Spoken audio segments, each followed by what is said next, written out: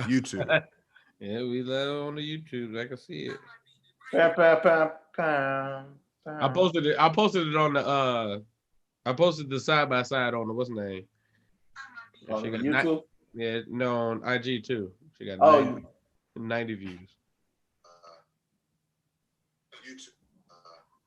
I don't know how long that's gonna last. Yeah, we let it on the YouTube. I can see it. Hey man, and this what happened last time? I posted it on the no, Y'all hear- last time. No, last time it was your thing fucking up. Your Wi-Fi. Right. Yeah, Yeah. you Y'all got don't hear echo? yes, but you got an extra window open. Yeah. Damn it. You got the YouTube open. You watching it. Yeah. There we go. I muted it. Hey, but you know what's good? I didn't start recording yet. Let me hit the record right now and then just don't say muted like that. I'm muted. I'm muted. hey. I gotta get a better light too. I feel like I be looking I don't know the word for it. I just get a big ass ring light. What you got now? You said you got a ring light now? No, I don't have a ring light now. Oh yeah. That's the thing. Yeah, that's all I got the ring light. I just turned this other light on in my room. Yeah, no, I gotta I know. It's like a light. Like it's a light, but I think the ring light would be better. Yeah, the ring light's lit. Oh, the ring light and that backdrop for that audition backdrop, man, shit.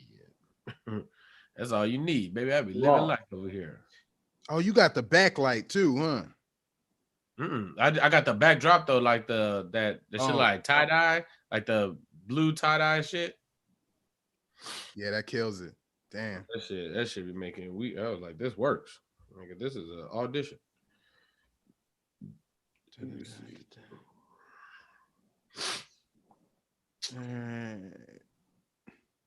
One more quick post. Nobody care about all these Marvel movies but me, huh? I guess not. You niggas, man. You niggas don't know about this good shit. Them niggas came on yesterday and dropped like hella shit. I'm not even subscribed to your page. Boom. Lance ain't subscribed to your page either. All right, bet. Hippie and Kiki, y'all already in here. I'm not subscribed to whose page? Bella's already in here. Oh, you posted the link in Discord. All right, appreciate it. Mike is paid. I'm just fucking with you. I don't even know if that's true on YouTube. I've been. Oh yeah, I'm tripping. Like, hold on, I'm not. Yes. Yeah. I there's no way for me to even see that. I just like. Hey man, wait. Since I do this post, I'm back.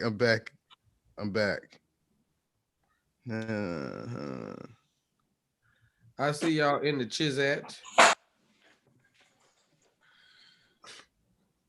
right. Yeah. Boom. What up, y'all? What up, Dennis? Yeah, I appreciate it, man. Yeah, the Discord is where the cool ass people is. We trying to see if we go live on Facebook also simultaneously. So give us a little bit of time. That look the light look better now. They look the same. Man, I don't think the light never looked bad. You know, it looked like you might have a thumbprint on your camera. Yeah, well, wipe your camera off. I just did. Oh, yeah.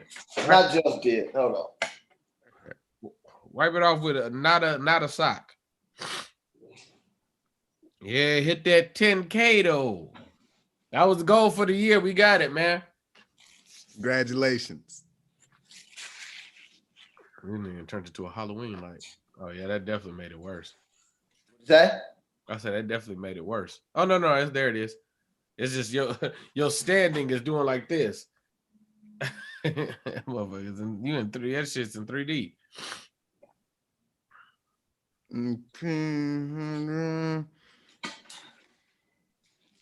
Somebody about to get a job, man. I'm telling you. Turn the rest of the lights on in the house. Let's not go. I mean, what's it? In the whole house, in the bathroom and everything? Yeah, all that. Closet light.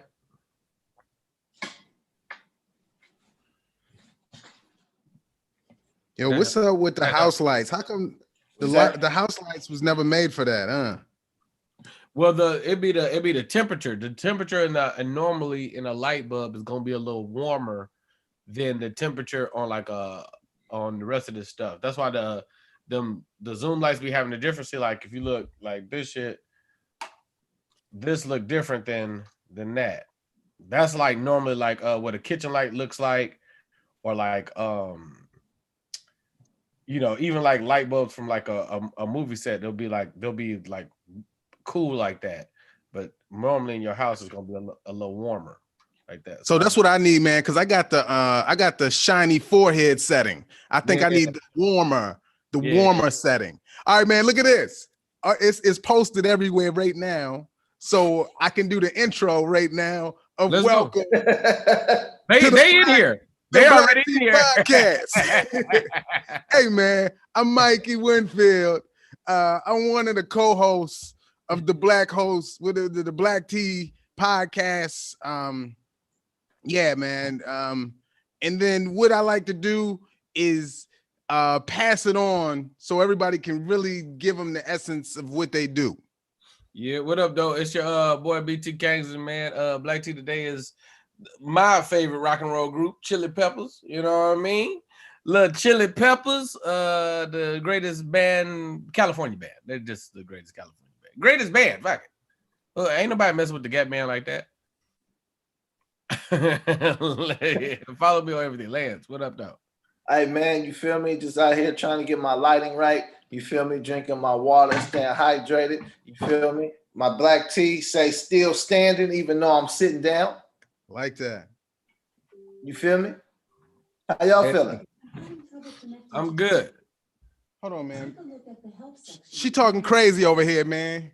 It's I don't want to say her name out loud. You know how she be tripping. Alexa.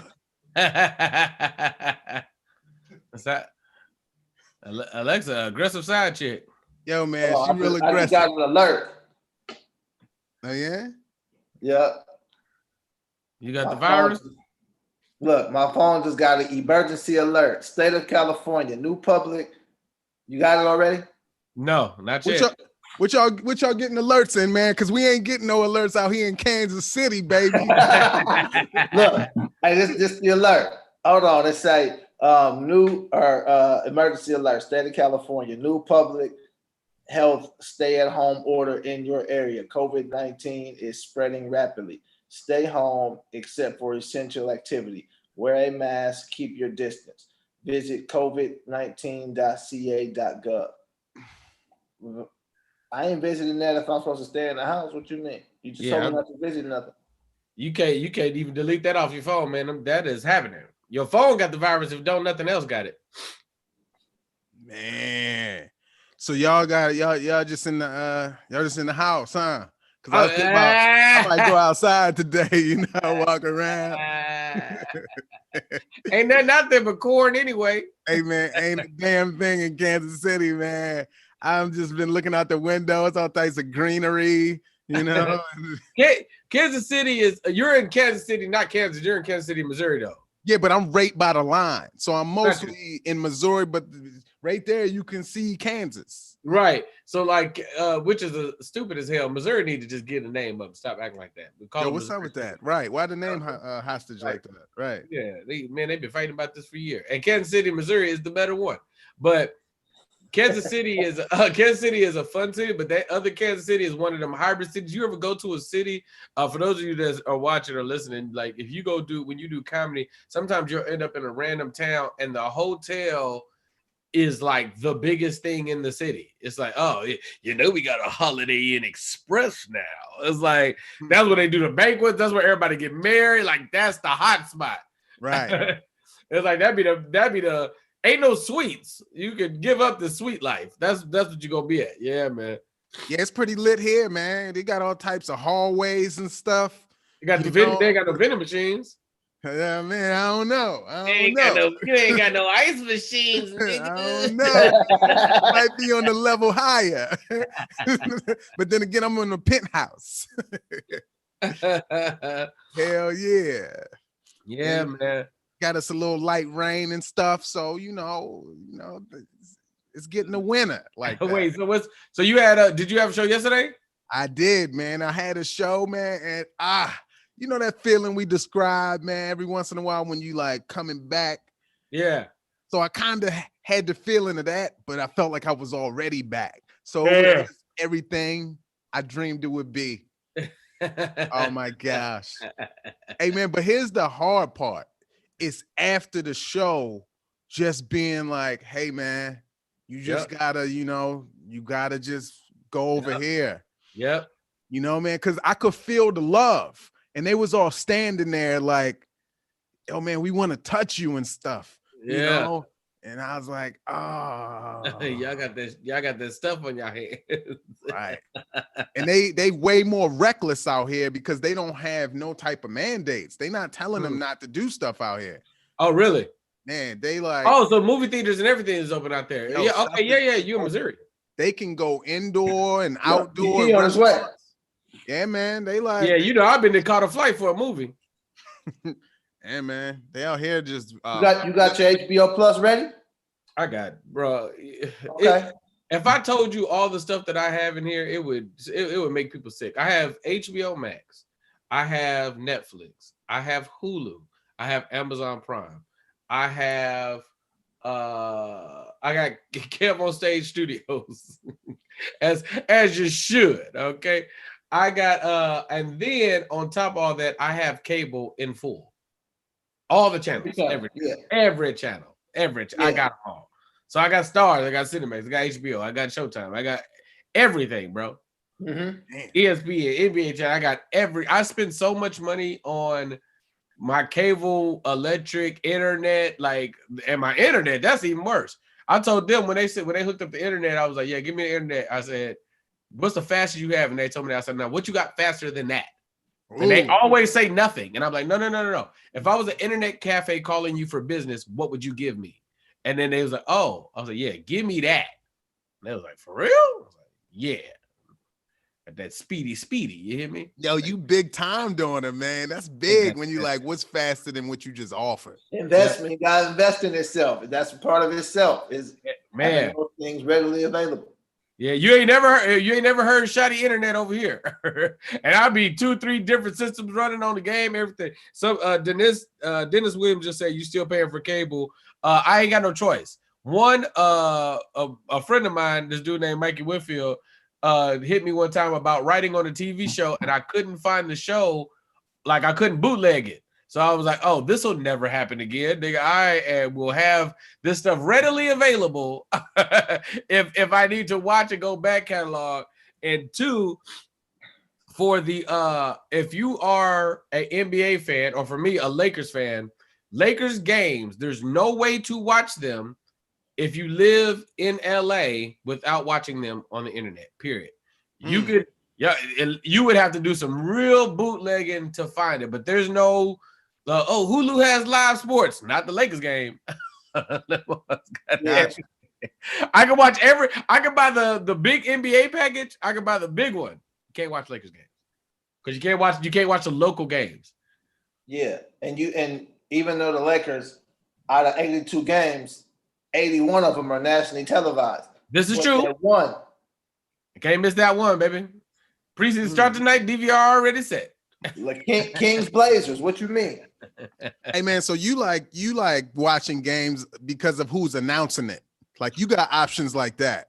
Like who do I want to hear call the game? Right. That's part of it. I ain't gonna even hold you. That's part of it because because the Lakers are a national team. They're pretty even keel, but some of these announcers, they be haters, bro. I'm like, golly, y'all killing me.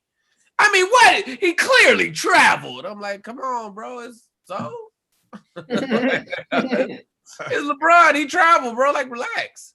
Hey, man, I got a microphone. I feel different. Don't it do that to you? Hey, man, but let me tell you, don't do any comedy shows on Zoom with the microphone. It's an instant. You go, man, I bomb so hard. It is just Really? I had a mic. Yeah, because man, I just look like I'm doing too much. Like you could tell, man. Everybody looking at me like my joint is heavy too. It got the thing attached to it. Oh man, damn, yeah, that's the music one. Yeah, that's for like real like vocals. It got all kind of stuff on it, man. But hey, man, I just want to thank everybody for tuning in to the Black Tea Podcast. I just really feel blessed and gracious to be here amongst you all. The award speech, Mike. Damn. Let's go, band. Bit. Damn. Okay, man. Let's start there. Since we there, let's start on NBA. Oh man, you didn't mention Fire Stick. You know that Fire Sticks are only like $30. Yes. Yeah. Are we talking about the Fire Stick as in the Fire Stick come with the normal stuff and then there's the jailbroke ones, right? Yeah, but that don't cost any extra money. To get you got to pay the street dude, but to get them jailbroke, right? But if you buy them on the streets, they selling them jailbroken already. Exactly. Yeah. Right. So, but the only issue with the jailbreak thing is two things. One, it's not a fun navigation. It's as fun as it is stealing stuff off TV like I used to, like just like going on the internet and say streaming blah blah blah season 4 episode 3 of tomato sauce show. Like it's as easy as that. But then on top of that, they're consistently updating because you got Hollywood messed up if you think they don't know about that. Right. You gotta have somebody on call because they keep updating it. And then you gotta reset your stuff because man, it's not good. Hey man, well the other day I was watching The Facts of Life on it. So yeah, man, it's a lot of stuff on there. But I don't want to be searching for a Lakers game the day of. I'll be pissed off, bro. I'm like, Damn, man. What's the most recent NBA news? Where's Harden? So he's still in Houston. Wait, Lance with the NBA inside report. Hey, so check this out, y'all. Did y'all see Steven Jackson on Instagram talking about James Harden? No. Nah. So this was today or yesterday, I believe. So hold on. Let me just see if I could just play it on here. Let's just see if I can do that. Yo, you got all types of capabilities. You got a mic now, bro. Anything is possible. I got a microphone. Niggas gonna respect me. Hold on, I'm gonna share this. It was yesterday. Okay, cool. I don't know, man. Maybe it's just me, bro. I don't know. But you niggas is weird. One, to me, it's just simple. James Harden don't want to be held accountable. D'Antoni is the worst defensive coach in NBA history. Ain't gonna win shit. Ain't won shit as a head coach. And he easy to run over. So James is trying to continue to be around close to D'Antoni so he can't be held accountable. And then again, what type of dude is you? The Rockets finally get a young black coach. A young black coach get an opportunity, and you don't want to show up to camp. You don't want to play for him. How that look? Damn. And you wonder why every time a black coach get a job, they put him in a bullshit situation. Look what you doing. What a real one would do is go play for that black coach and make him look good and build with John Wall and DeMarcus Cousins, some real ones. But obviously, you want to chase rappers around. I don't know, man. Maybe it's just.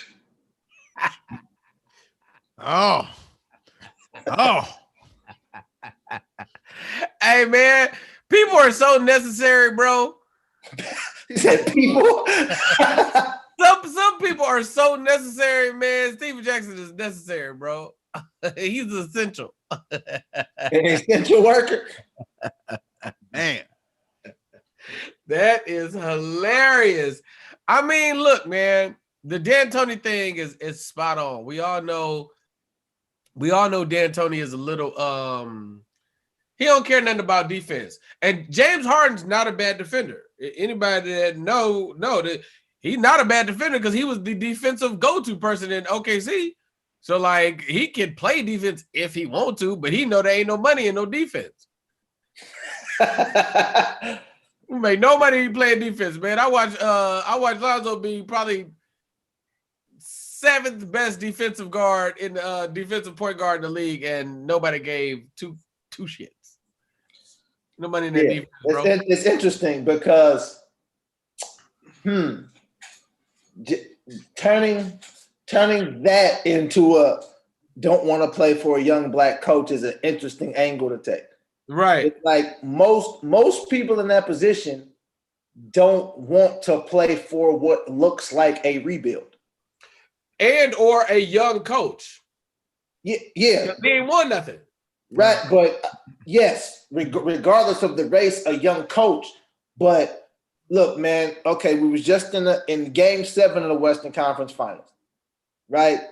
In the midst of that, since that, the only person still there is me, Eric Gordon, and PJ Tucker. Right. For the most, unless I might be missing a name or two, but as far as key rotation players, y'all traded Clint Capella, y'all traded Chris Paul, y'all got rid of Trevor Ariza. Then Austin Rivers is gone. Gerald Green is gone. Right.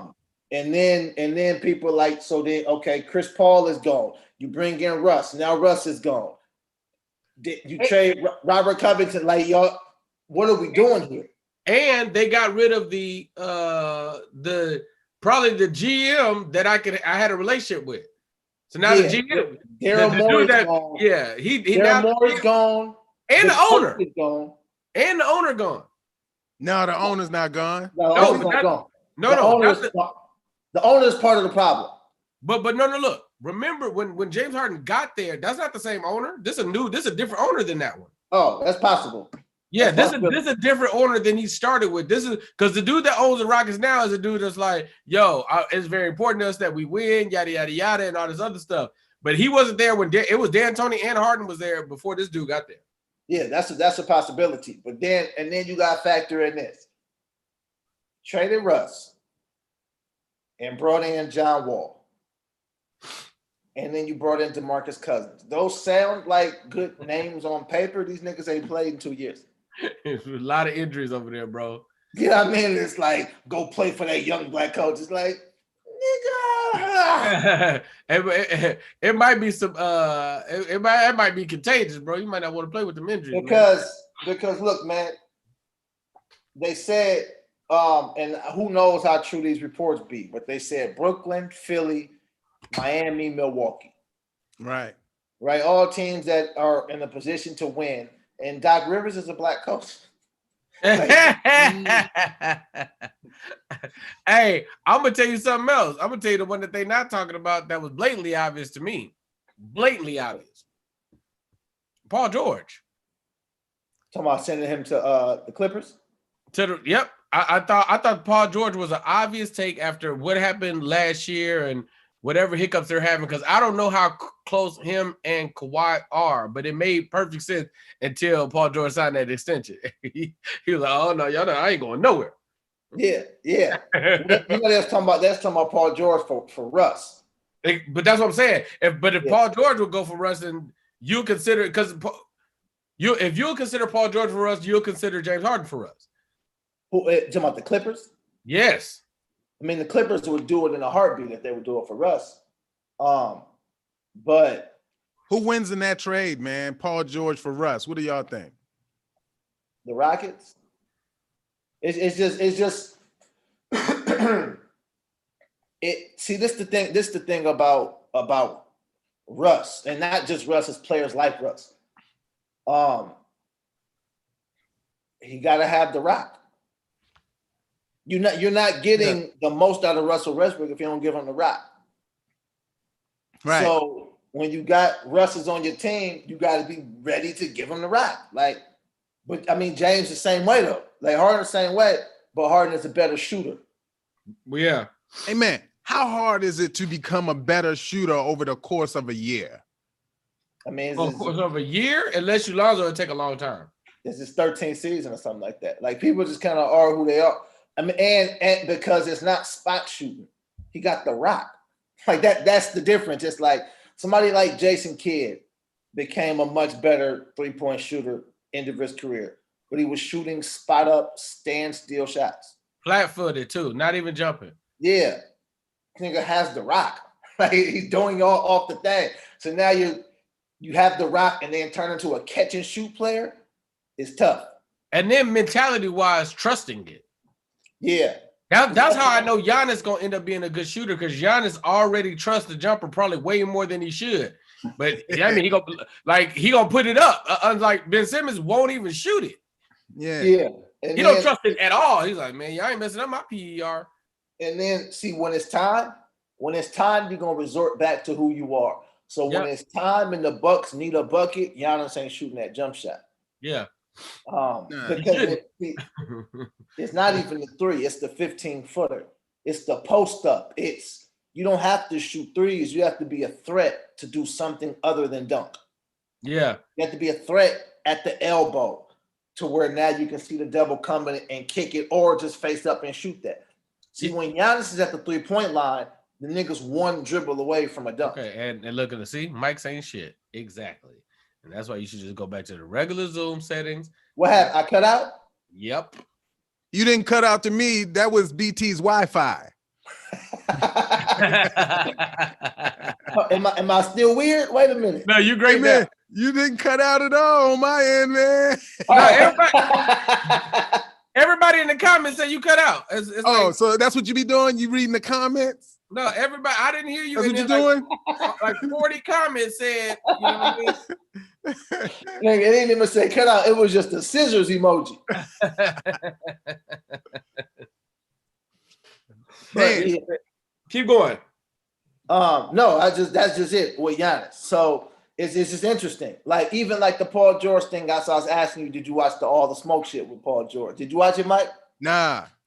It's on All the Smoke, the Matt Barnes and no, I like it. I like that. I like that joint. Right. And it was just interesting hearing Paul George talk about certain stuff because it's a lot of nuance that gets lost. People just get labeled. Paul George is labeled as someone who's not clutch and who don't do this and don't do that. But at a time, Paul George had his team in the Eastern Conference Finals. I feel like people forgot about that. Yeah, I feel like when you talking about with Indiana, when they played LeBron, he was giving LeBron like a problem. Like I remember that shit like it was yesterday. Yeah, you got to remember even when they lost to Portland, when Dame hit the bye-bye. You got to look at Paul George's game. Paul George had like 38 that game or something crazy like that. Hey man, but that's because the team is not built around Paul George right now. So you're not getting him at the green light to do everything. In Indiana, the team was built around him after Danny Granger and shit got hurt and all of that. It's like we built around Paul George. Then you go to OKC, and now that's Russ's shit. People don't know Russ is really unselfish as far as like, no, nigga, go do your thing. It's just when Russ got it, nigga, I'm not waiting for niggas. That's how Russ is. I ain't waiting for you niggas, man. Like, I'm finna go get busy. But hey man, but is that the right move as a player that's going to win? Yes. Kobe, Jordan. I think everything with Russ, it comes down to a jump shot. It comes down to a three-pointer because he was lethal from the 15-17. We stopped taking it. He stopped taking it. Yeah, that's what I'm saying. It's like fuck these analytics. Play your game, bro. Keep shooting that 15-foot jump shot. That it'll work. But if you do that, then they're gonna make you the 82nd best player in the league for DeMar DeRozan. You gotta stop shooting that too, bro. They said he was 82nd, bro. He was like cap. Was like, yeah. And I think they be doing some like they're trying to predict how you will play next year, but it's like all that shit goofy, man. It's like, hey man, that's list. People love list. People love list. And let's not act like people don't make lists and make certain things a certain way to cause controversy and conversation. Oh, absolutely. You know what I mean? So it's like, but we fall for the shit every time. I'm gonna bring that back up when we get to another story. That what you just said, just playing on the media tape. I'm gonna bring that back up because I I had a thought on that. But like even with that's another thing about just the media darling thing. I think there's nowhere near enough. Talking about Paul George and the Clippers loss seemed ass backwards to me when y'all got Kawhi Leonard and he didn't show up at all. And he's supposed to show up. Well, they said that Kawhi is a made man. He done it before. It's all stupid, bro. Yeah, it's all stupid. Because if we being honest, if KD don't get hurt, the Raptors ain't getting no fucking championship. I mean, you know, and it's just Raptors. If Clay don't get hurt, they still might not get that bitch. But if KD don't get hurt, they lose that bitch in 5. Easy. I don't know, man. Pascal. I'm for sure, man. Hey, man, speaking of coaches, hey, man, look at this transition. Did y'all see that video of that coach that hit the kid? Yeah. Yeah. Oh, man. See, that's why we need these videos just readily available, man. This coach on this, like, Pee-wee football league. Yo, man, I guess the kid wasn't blocking properly or he fumbled. The shit out there, dude. I don't know what he was doing. Coach walks up to the kid, find the video, and that. Like, is it on IG or YouTube? Man, where did I see it, I man? seen it on Twitter. It's on all of them. Just say, look for Coach knocks the fuck out the kid. Man. Hey, man, I mean, kid had on equipment and helmet and stuff, but I gotta be this one because it's 1 day ago. Yeah, and you just see the whole body just. Yeah, Lee, why he cocked back like that? He cocked back on him. And man, when I see stuff like that, I start like, oh man, like where's his father? Where's his dad, man? Like, how does his uncles? Yo, man, somebody was supposed to be there. He slapped another one. Yo, I didn't know if that was the same kid or another kid. He slapped that one to the ground, bro. He got up that's fast, his thing. He got up fast, though. He got up quick. Okay, man. So this is that's just what this coach does. Because he just shook him that time. Hey, let me tell you my problem with this whole video, bro. Let me tell you the number one problem. So he slapped him when he come up off the field for whatever he did. Then he slapped him again to the ground, and the kid pop up fast like he John Claude Van Damme. He almost did one of them when you lean back and you can land. I used to do that. Yeah. Here's the issue. After that, clearly the kid's crying because you could tell by the way he run.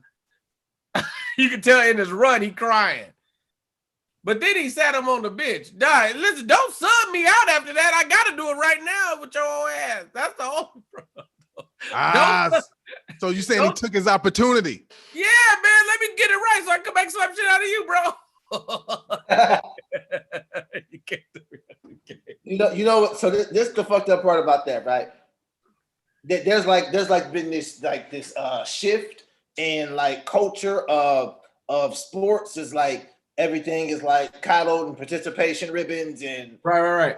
Like, nah, it's okay. You gotta talk to the kid. Fuck you and come on, stop being a bitch and all of that. This is the issue. At that level of sports, these motherfuckers is powerless. Yeah. All the way until you make it to professional, you don't have any power. And then even as a pro, you don't got no power unless you the man. Right. So these coaches talk to these motherfuckers crazy. Put your hands on. I see that shit in college. Like, bro, stop. Like, get your hands off that nigga before he beat you. Like, he will whoop your ass. Like, if we talking about something, he will beat the shit out of you, dog. So you think that the 19-year-old young athletic workout every day young black kid will win a fight over the 68-year-old white man with the white hair and the gut? You know what I mean? With who getting paid for this? Interesting take. While he doing this shit for free, and you gotta listen to this white man screaming at you, telling you to get your head out your ass. What if I put my foot in yours? How about that? Right. You know, man. It's like there has to, because I'm all for the like tough shit, but there has to be a level of, nah, bro, this is the powerful taking advantage of the powerless. Yeah. and that dynamic has to change. And mind you, a dream too, man. It got to be those kids that's playing and ain't planning on making it. You know, like I just enjoy this, but this ain't what I'm gonna do forever. Because then you're not just gonna tolerate that. Mikey, I'll give you another one. What if you don't enjoy it? Your daddy said you gotta go play football. Like, I don't even want to play this shit. I want to play. These niggas do it like this. I want to play Fortnite. Man, I was making $1,600 a day on Fortnite, and he making me play this. Yeah, man, that is bananas. I don't know. Maybe it's his kid. Huh? Maybe it's his child. Maybe he went out there and did something else. He saw him hugging his stepdaddy on the other team or some stuff like that. Maybe they all his kid. Maybe why did he cock it back so high? Listen, I'm actually okay with the aggressive conversations in sports because for me that feel like tonality wise kind of what it should be. But I just don't like you cocking it from here. Cock it from here, bro. Cock it from the shoulder. Don't cock it from behind your head. That's what the problem is. He slapped it to the ground. How can you mean it if you only take it from here? Like, you know, he meant it when it comes from there. When he called it from the rafters? Yeah, man. He hit it with that Thanos when he pulled the moon. It just let it. Wait, Mike, you be coaching? You ever slap the kids around a little bit?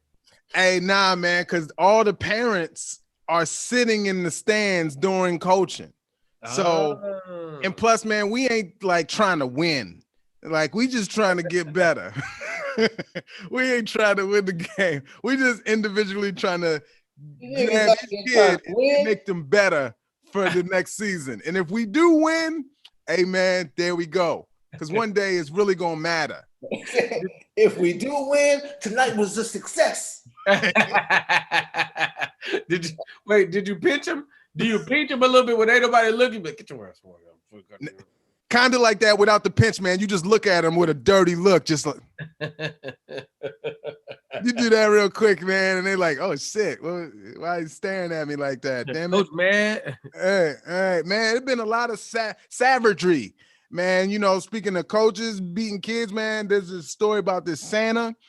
Did you see this story? The Santa just told the kid he wasn't getting him the Nerf gun. Did y'all see this? No. So, man, Santa's is doing this. You know how kids are like, yeah, and I want this. Well, this Santa, look this up. He was like, nah, I ain't getting you the Nerf gun. And then they show the kid, he's leaned over crying. He's all sad, man, because straight Santa was like, not this year. And I don't know any more of the story to find out if, you know, Santa got fired or whatever, you know, but. Did he say yes to everything else? Hey, man, I don't know what else the kid wanted, but it made national news that he told him, no, you ain't getting that Nerf gun. Get off my lap. And it was a wrap. Get off my lap. The dude used to work for Nerf and he got fired, so he still got a vendetta with them. He's like, I ain't spending no money with them, bro. I ain't helping the company. Yeah, man. In all fairness, fucking lap, son. In all fairness, the Nerf toys really be trash. Like the commercials for Nerf be amazing. The product is kind of trash. Yo, man. I ain't never shot a Nerf gun with the little thing and it's stuck to the wall. Never, bro. It don't never stick to the wall. I'm with you. There's no real fulfillment out of the Nerf guns. No, they're trash. Right. The only thing I support from Nerf is their hoops. We used to put the hoop on the bedroom door, you know, man. And here's the problem, like when I look back, the ceilings in our house wasn't that high. So from the hoop to the ceiling, it wasn't a lot of space. So you just had to dunk or do a like line drive. So it wasn't good for your shot moving forward if you was ever going to pursue hoop like that. That's what happened to me. That's what happened to me. That's what happened? That's why my shot be off sometimes. No, and I'll give you a second. Honestly, Nerf is missing the ball because the guns, they really go hard for the guns and the guns are really trash. And even when you shoot them, they don't have no power, so it's just like styrofoam falling through the air. It don't never even hit the target you was trying to do. And niggas ain't got backyards like that. So like all this grass and rolling around and diving, you'll hurt yourself on that concrete or get hit by a car. But on top of that, the other thing with Nerf I messed with tough, sports-wise, was the footballs. Now, the Nerf football wasn't a good football. It wasn't like a football, but it was better than every football that wasn't a football. Does that make sense? Like, all right, so you got a leather football, right? The main one, right. The main one, the good one. But then they would have like that plastic one that was trash. It was made like out of piggy bank material. That shit was super trash. They have the rubber ones; those were trash. I take the Nerf. The Nerf, you could get a spiral up under that Nerf. Are you talking about the turbo? Do y'all remember the turbo? The turbo football? I think it was Nerf. It was the turbo. It had the little spiral twist. Yeah, well, yes. You could throw that joint a mile. Like that thing was the cleanest football. Yes. Of all time, second to a real one. Second to a real one. Like it felt even, and remember the one with the little tail on the end? Yeah. With the fin on that bit? All that was like, we've made games. I remember playing football as a child. We made games work with a Nerf football. We choose that over the plastic ball was trash, and the rubber ball was even worse because it would bounce around even when you caught it. And I got a story about that, man. I lost a good friend in 6th grade, right? Because we had the turbo football, and now everybody that was throwing them could throw them, but it was certain people whose arms were stronger. Well, man, one of my homies, man, like he was cool, but I didn't think his arm was that strong. So, like, man, we was playing twos. I was like, yeah, man, you know, I was on his team, you know, because I was a wide receiver. And then, yeah, man, I hurt the homie, man. He was like, why would you do that, man? Like, I could throw the football just as far as he can. I didn't know. You know? Sorry. Yeah, man. It was a couple months, man, before we, you know, rekindled. It was like, yo, man, my bad. I shouldn't have did that. I had no idea, bro. Yeah. Let me see somebody say where we at? Oh, damn. Okay, yeah, the orange and that black one. Yeah. The black and red. That black and red one. Right. This was platinum in the streets for sure. Yo, man, the turbo. Let me tell you what you couldn't have though. You can't that's the one with the fin. You see the fin? That fin was lit. But here's the only thing: you can't let a dog get to it. If a dog get to the Nerf football, it's a wrap, bro. Yeah, man, dogs don't turbo.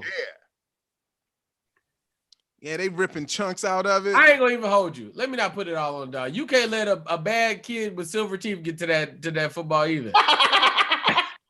Them little silver teeth to bite. I might have took a bite or two out of a Nerf football. I ain't gonna even hold you, bro. It was tasty. It looked like candy, bro. Like, nom, nom, nom. But the silver teeth, though, that just little silver teeth kid. Nom, nom, nom, nom, nom. Yeah. Yo, man. All right, let's get on some serious stuff, man. Look at this. Faison.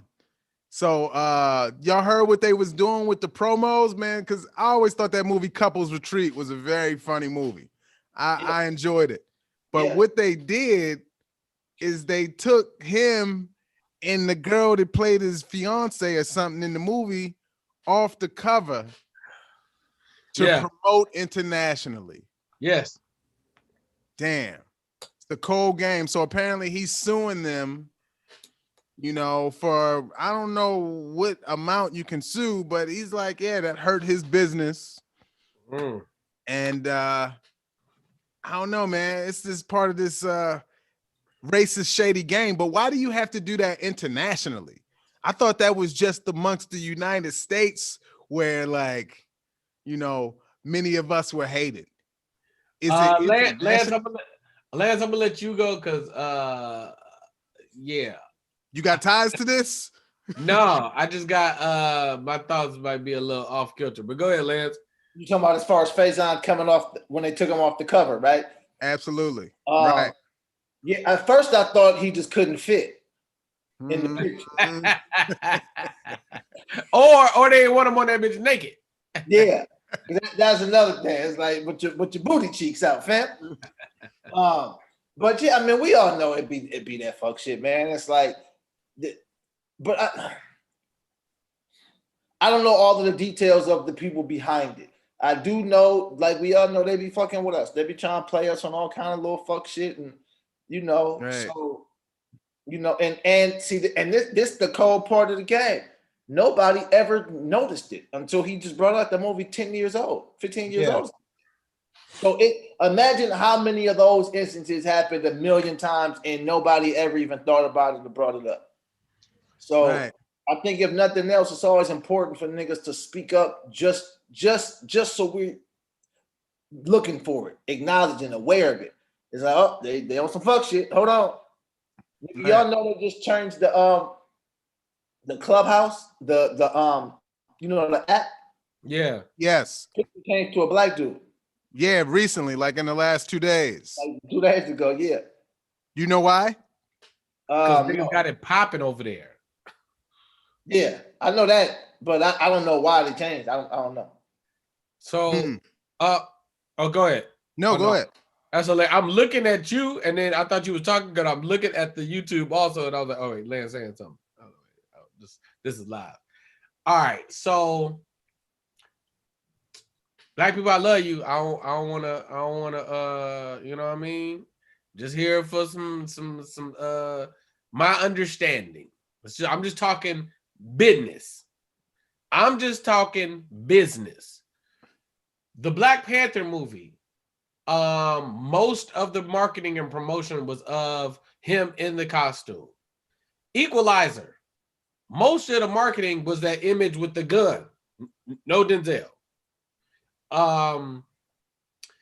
Movies internationally, when you do a movie, right? Because Hollywood is not just the entertainment capital of America. It's the entertainment capital of the world, right? Mostly everything. That's the business here. For Detroit, it would be cars. For Missouri, where for Kansas City, where it is, it's corn and comedy. For SAC, where Lance is pimping, and for LA,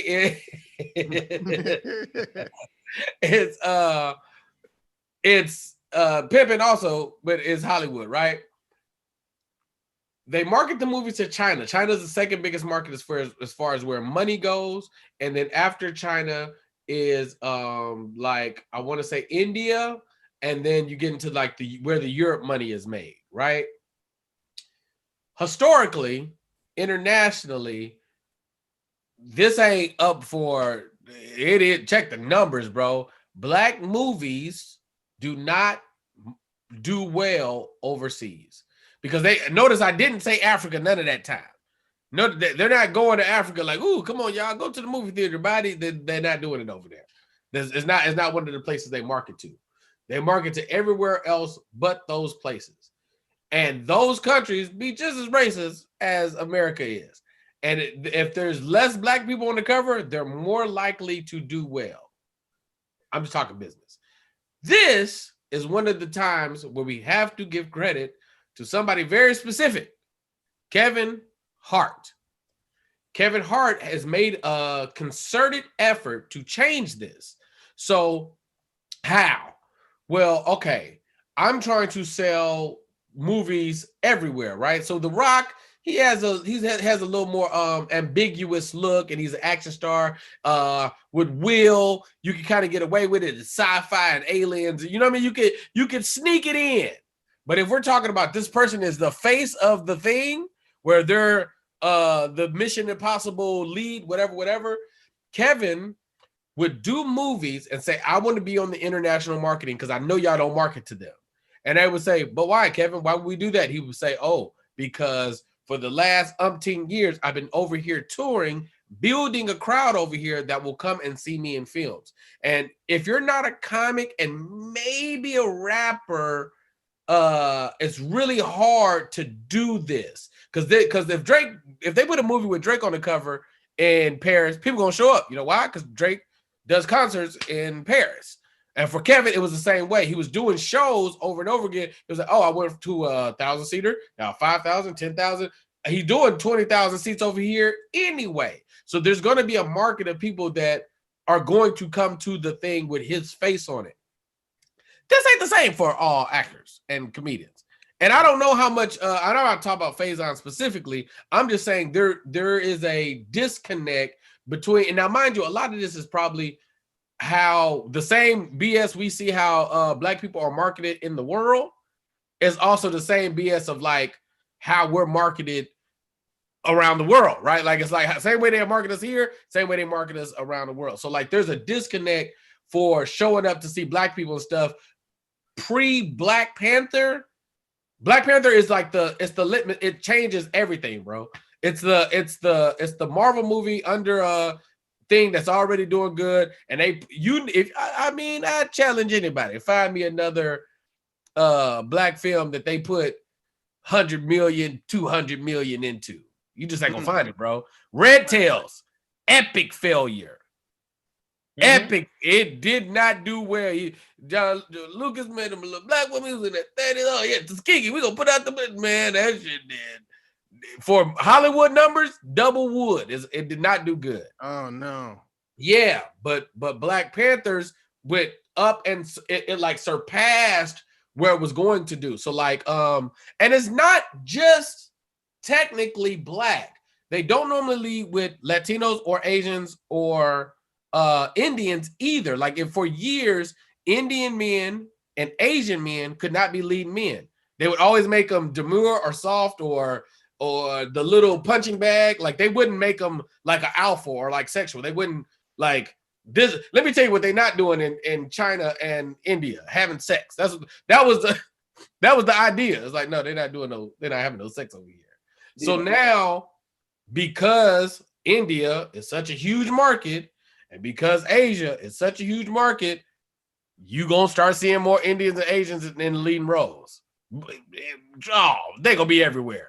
On the front of the cover. Smashing and everything now. Oh, you got to. He's a sex symbol.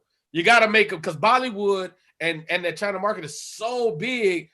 Hey, baby, we got to make that money. And it's not so much, yes, it has some racist tones to it, and they don't believe and they're not marketing, but they're also, Hollywood just keeps doing the same thing over and over again. Let me tell you what has worked.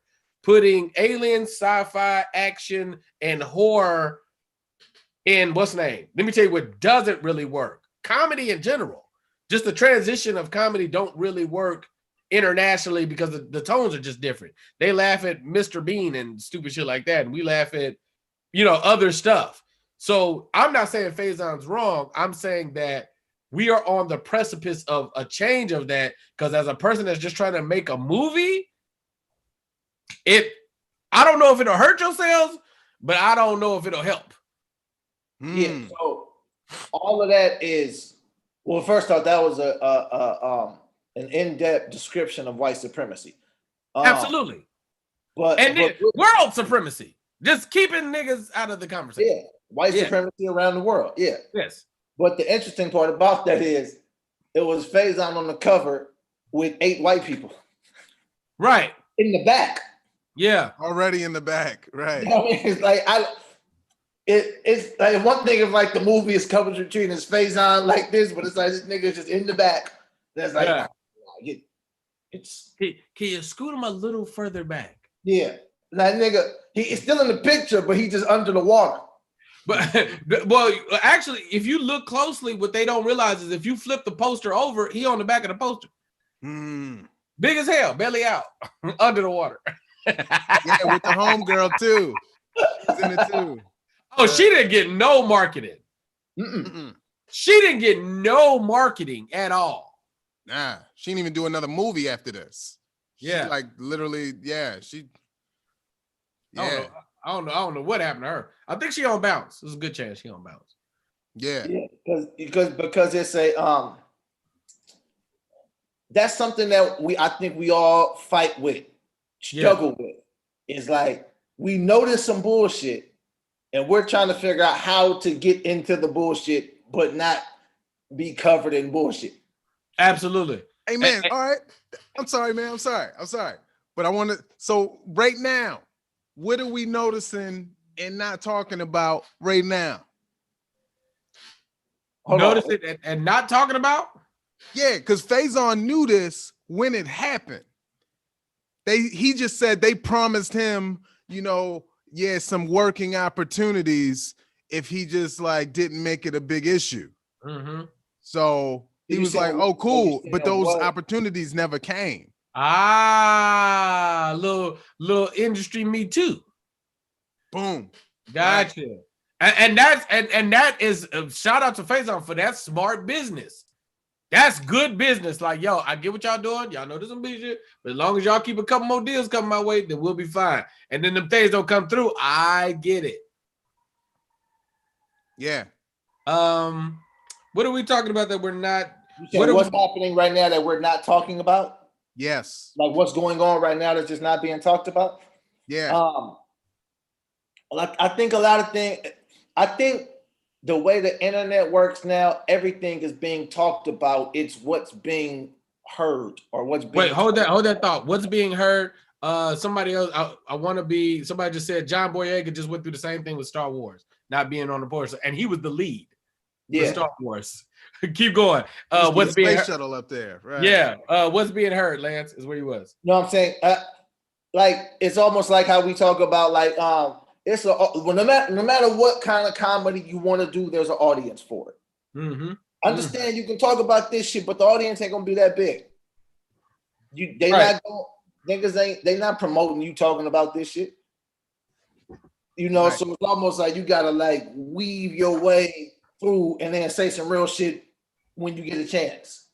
Yeah. I think because I think one of the things that's being talked about or not being talked about as much because it's too divided is like it's a racial thing too, but it's the playing on Black trauma. Oh yeah, absolutely. Especially over the past few months, 6-7 months, it's like nigga, like I told y'all, I did not like none of this shit. I did not like none of these corporations with these Black Lives Matter statements. I didn't like none of this shit. Because niggas lying. And It's just what y'all gotta say right now. It's like, everybody know. We all know who fuck with us and who don't. Right. It's like I'm watching the NBA and it's disgusting to see Black Lives Matter and Walt Disney on the court. That don't make good sense to me. But it's so much money involved, so many, and it's powerful people who would be on our side, telling you like, nah, this is good. They got the louder voices, so. But now, because to a certain extent, I believe in symbolism. I'm just always watching what that ends up morphing into, right? So, like, let's say people are wrong, right? They was on the side of greed and winning, right?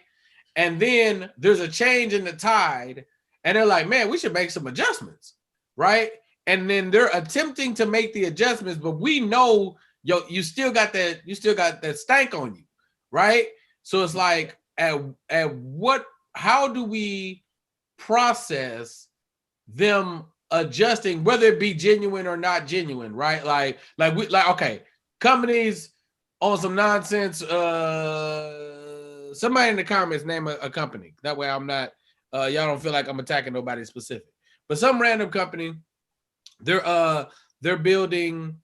They clearly have been on some BS their whole time that they've been around as a corporation, right? Nothing's changed. They've always been on some BS. But now we see them make adjustments. They put some people in power of color. They passing out some stocks and some ownership, and we watching them make an adjustment. But then it's like, when do we believe and or understand the adjustment? I give a perfect example. The two people that's going into president, we know what they was about. The history is the history with Kamala and Joe and so on and so forth, right? the optimist in me that don't really care nothing about politics is like, well, maybe they know they messed up so bad that they gonna go in and do some extremes for positivity because y'all fucked up so much. It's like, because we know you was on that bullshit. Now we gotta close the eye on you because you came in with shit on your shoes. So like, are y'all gonna make more adjustments? Blah blah blah blah. And I'm looking at the same thing corporation wise. Like, damn. I guess this do make some sense. Like, you know what I mean? Like, because at the end of the day, this dark powers that be, I believe, is even somewhat extended away from. I think they're we talk about the 1% of people that have money. I think they're like the 10th of the 10th of the 10th%. Like there's about 7 people in one room. Let me put it like this: NBA owners didn't like all the games being shut down, losing money, and they got billions. Right.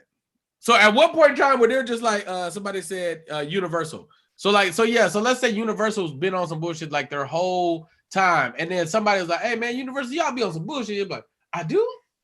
Oh damn, man. I'm on some bullshit. Oh. Well, what can I do to change it? You see what I'm saying? It's like, at what point in time do we have a conversation to change it? And then somebody sit with him like, all right, that's some good changes. And everybody like, man, shut up. You was on some bullshit. Like, we know you be on that fuck shit. Like, where do we change? Yeah, man, I think it's definitely room for growth if someone is growing, but it's one of them things, man. It's like, because hypotheticals is great, but I haven't seen these things happen. This is what they do. They separate and elevate. They separate us, divide us, and then they elevate one of us, 2 of us. Yeah. So now we all look up to that one, and that one looks down on us. Right. Because, man, they separate you from your people and bring you around their people. Right. And you ain't did nothing. All you did was work hard. So you looking like, I mean, niggas just got to work hard. It's possible. You know what I mean? And it's, see, whenever you work within a system, you're a part of that system. It is what it is. 1000% fact. So then the only true adjustment is, we know what the adjustment is. Make your own system, build your own system, and move within it confidently. Hold on to as much ownership as you can, aka never lost. What? No. Okay. Yeah, and this the thing. People, we gotta be willing. We gotta be willing to go through suffering and persecution. Yes, and it's hard, bro. It's hard when the check's right in front of you.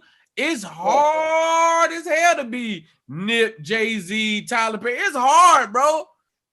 It's hard, fam. It sounds like a good idea at the time. Like, no, I'm gonna do it like this. Talk about the suffering and persecution, but not on on this level that we're talking about.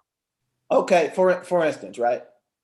Let's just say, I know comics like this, but let's just remove names from it because y'all know somebody. Well, y'all know all these people. Let's just say,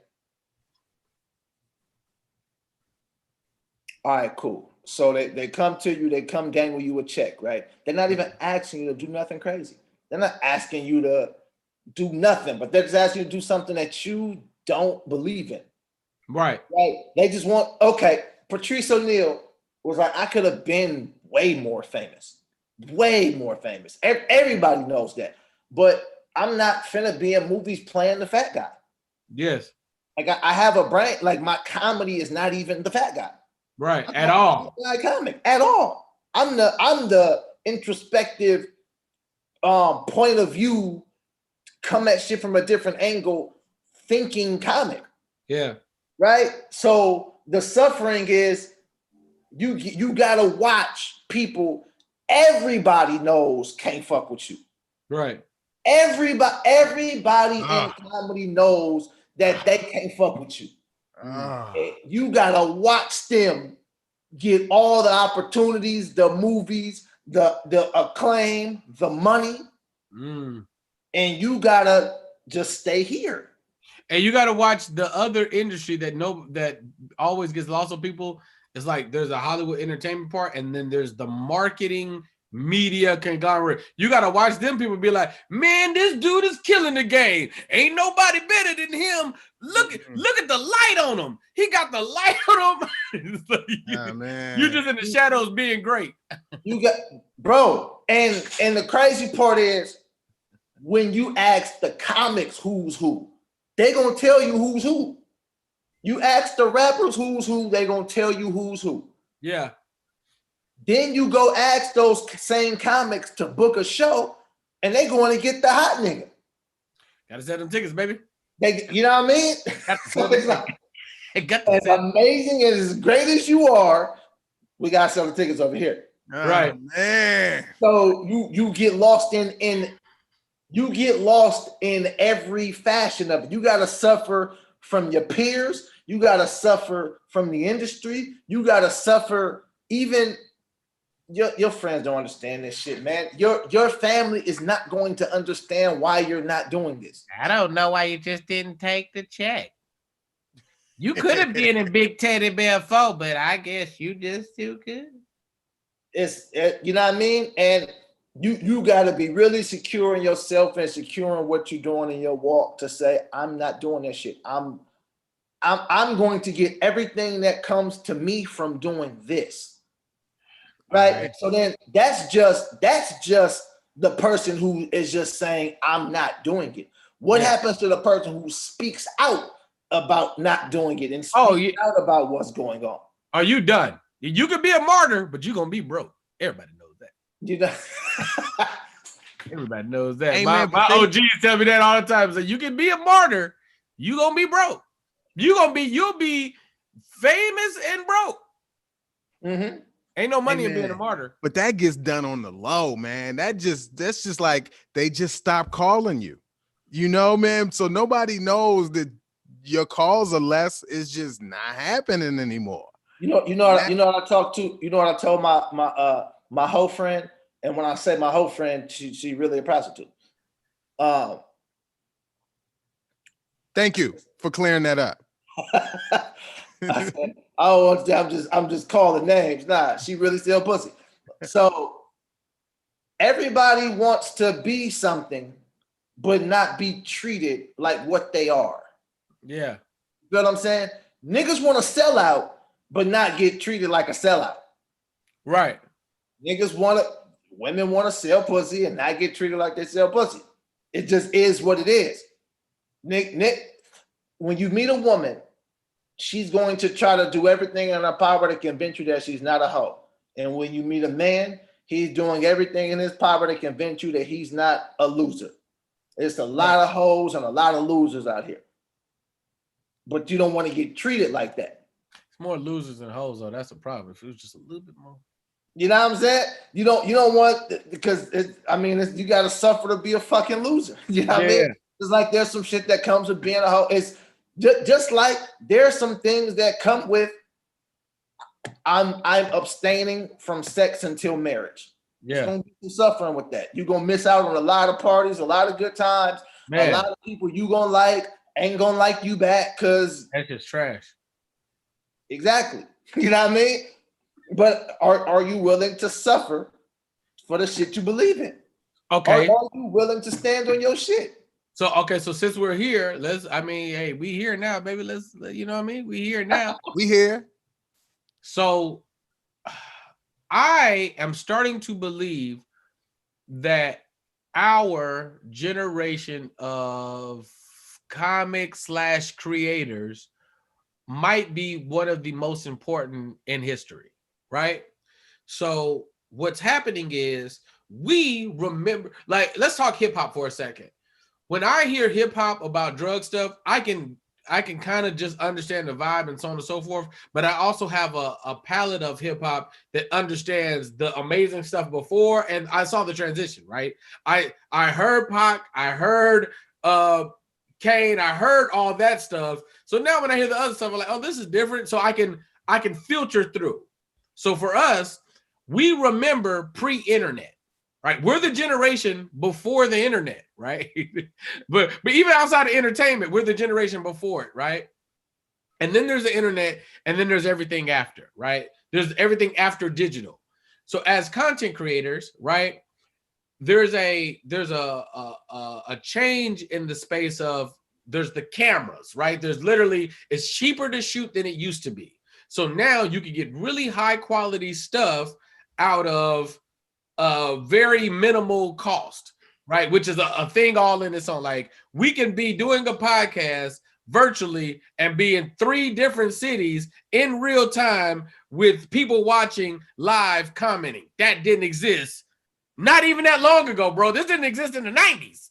This didn't exist about in the late 2010s. Like, well, 2011, this wasn't a thing. 2014, this wasn't a thing. So we're in the rapid speed of this changing.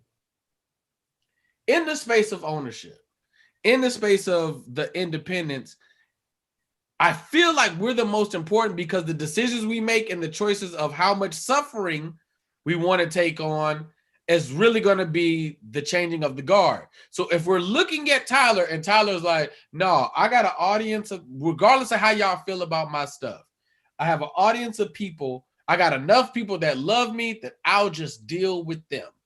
And as long as they support me, this will be enough.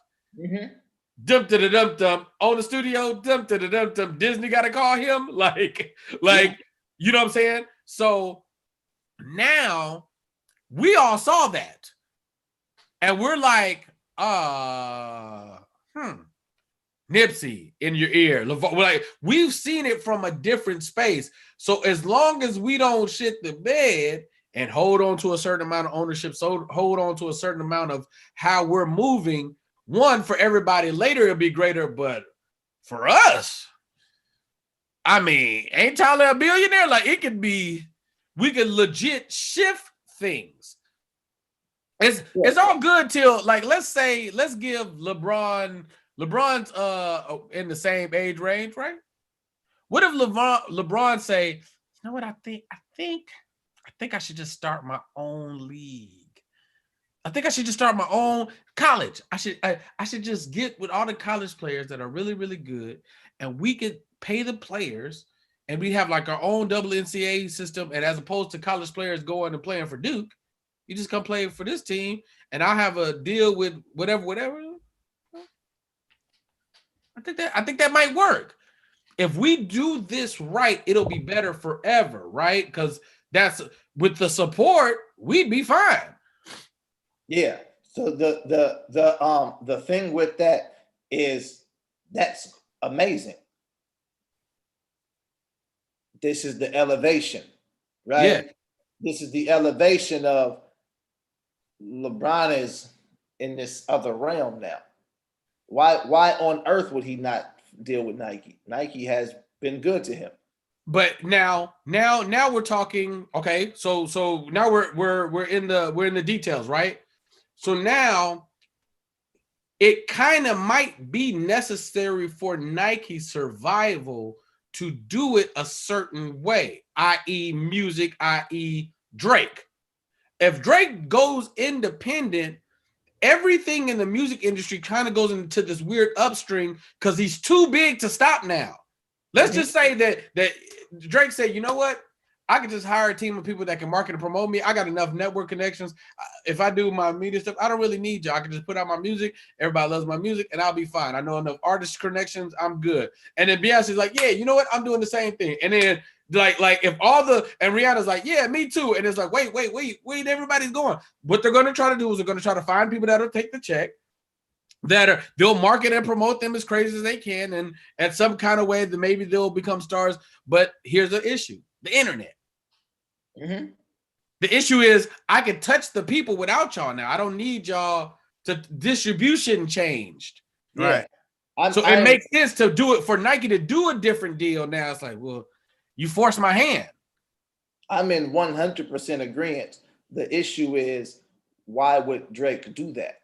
That's the thing. Why would Beyonce do that? Because they have been elevated and separated.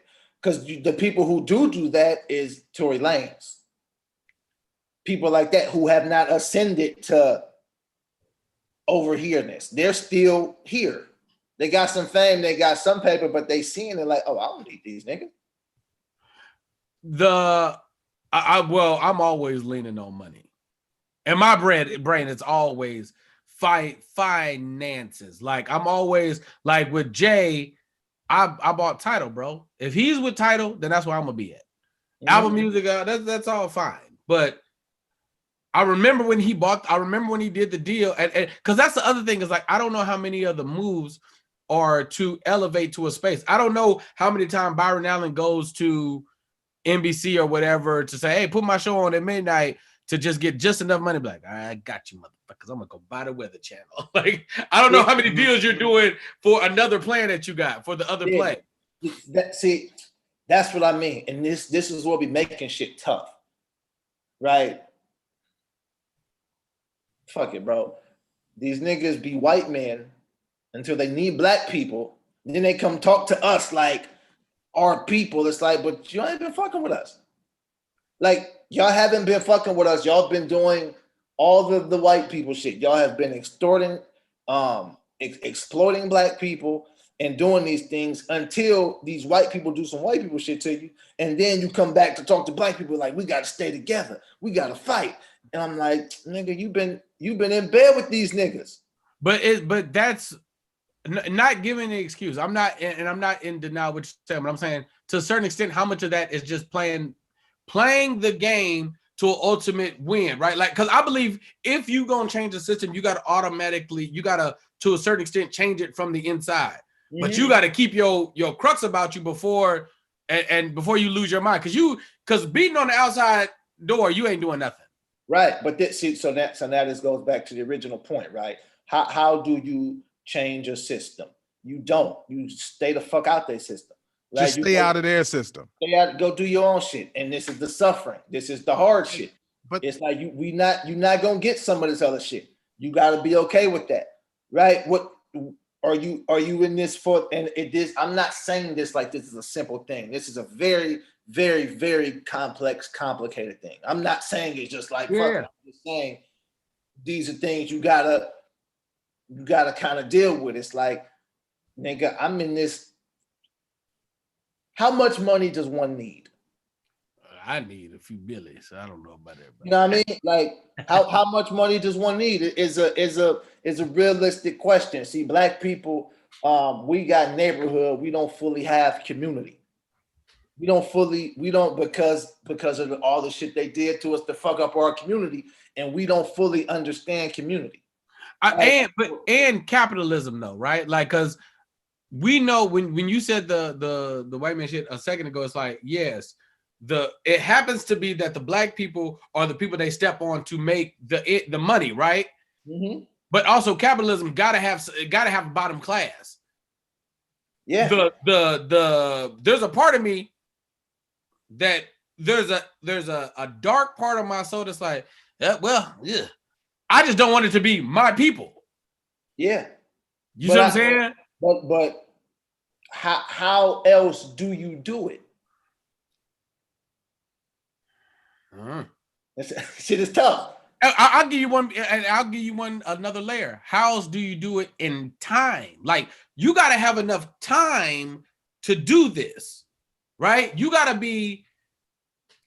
need a certain. I'm clear in my brain that there's a certain number I could get to financially that's going to exponentially grow my money, something crazy, because just between ideas and understanding investments of people that just like, if I had the right things around me, I can make so many things move really fast that, like, just putting money into this idea, the fact that I know that this will go, that's a big play. That's vitamin water. It's like, ooh, right.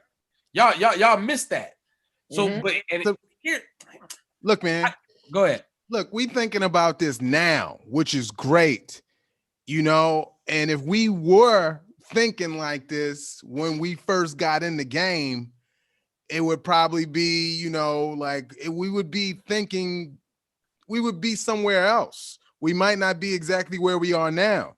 And I think this has become a conversation heavy in like the last 5 to 10 years. Mikey, for me, I've always been thinking about it like this.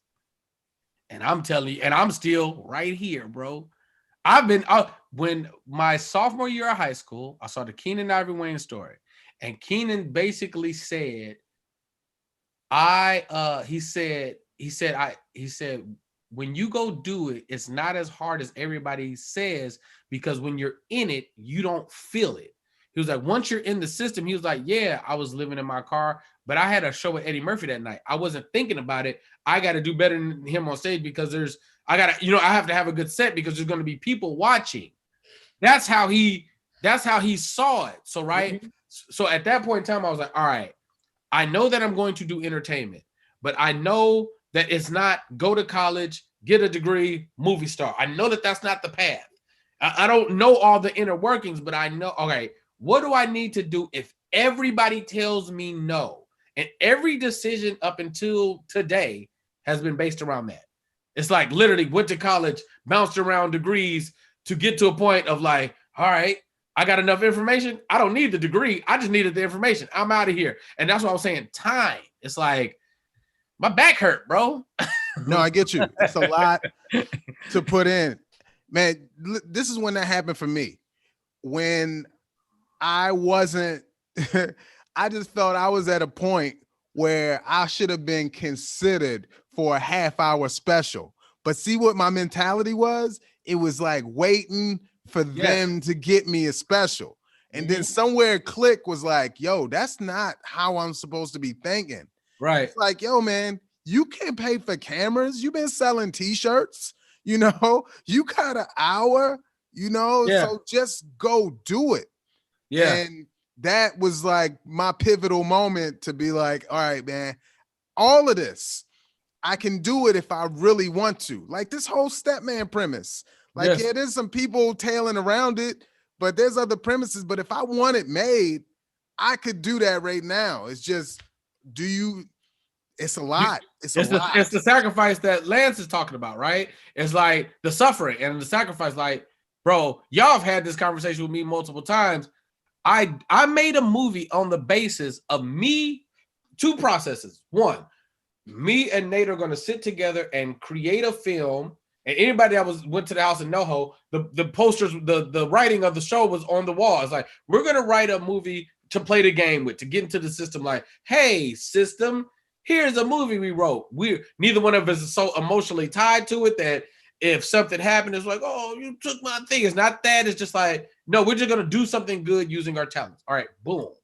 As of today, that is in the hands of 3 Arts and the powers that be to be made something, right? Right next to that, I wrote and made a movie on the idea of don't ask nobody for no money. If it was just on you and your feature budget on you getting this commercial and having some money and featuring on weekends, how would you do it?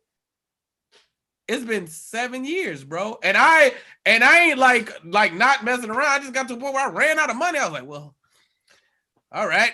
And it's it's like consistently, Mikey, I always wonder, like, what's the give and take? Like, is there if you got a show that had you with some comfort, right? It's like, okay, cool, cushion.